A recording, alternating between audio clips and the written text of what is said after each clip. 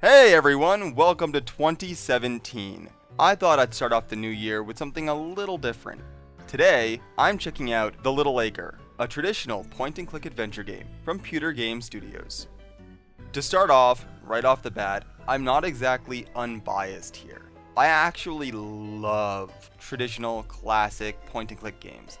The Monkey Island series is a fundamental core building block of my childhood. Hell, I even liked The Whispered World. I know a lot of people who are fond of the point-and-click genre really hated that game, but I liked it. That's how low the bar is set. But that didn't stop this game from limboing right on underneath the bar, completely avoiding it entirely. For me at the very least, the core of a good adventure game is threefold: story, environment, and puzzles. You can likely get away with only having two of the three, and you'll still have what many would consider to be a very satisfying, decent game. And while The Little Acre can boast some beautiful creative environments and a decent soundtrack, I'm not sure the people who made this game have ever actually even played a real point-and-click adventure game outside of maybe the Jumpstart Grade School series. Do those even count as adventure games? I'm not even fully sure those count as games in general. To call the puzzles in this game simplified would be an egregious understatement, to the point where it's pretty much misinformation.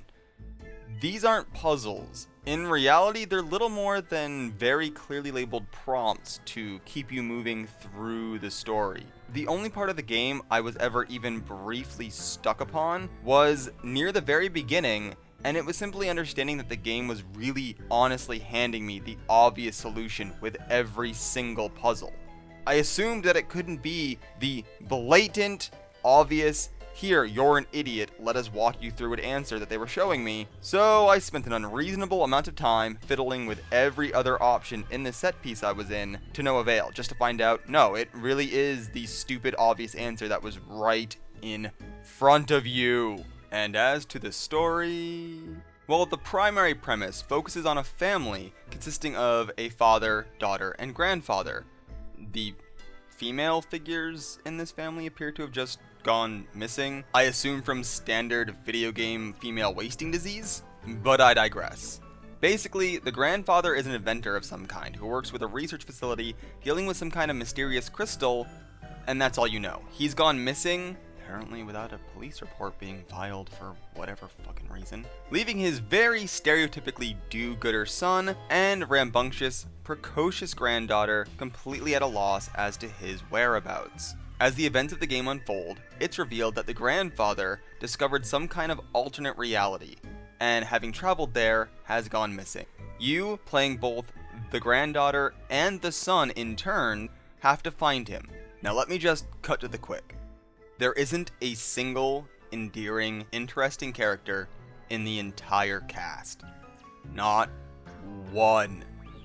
Everything is a series of really old, standard, stale cliches, or nothing. The most interesting seeming character in the entire game, you never actually get to meet. And easily the most endearing character you do get to meet is a silent, giant bug.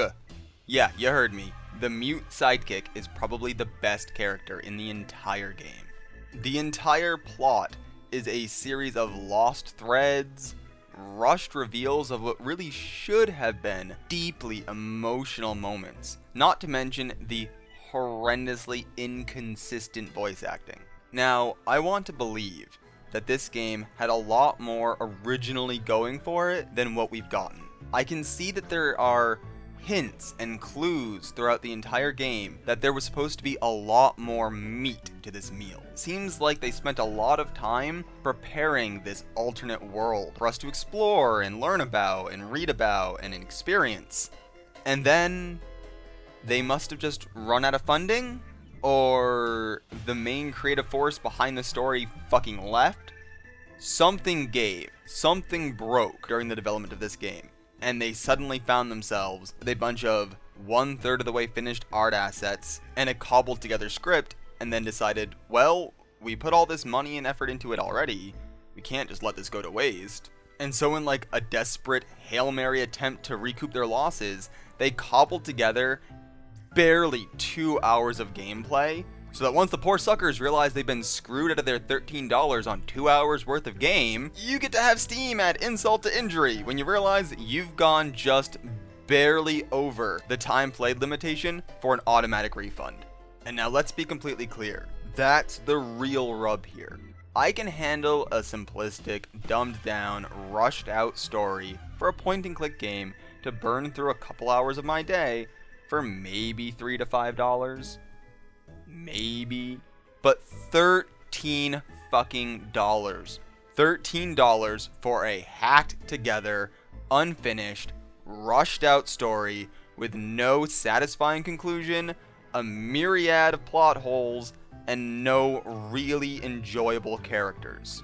In the end, this game seems to be a huge living example of a problem I've been seeing in the indie games development community for a while now. And that is a rash of studios who are more concerned with presenting themselves as an indie game developer rather than spending time developing a good indie game. As I already mentioned, I would probably say that this game is worth a good $3 to $5 buy if you're looking for something really simple to distract your kids, maybe even yourself if you're very, very high or very, very drunk, because that is the only way that this story can really pull you in, since there is barely a story to begin with. I would not pay full price for this game, and I don't recommend you do so either.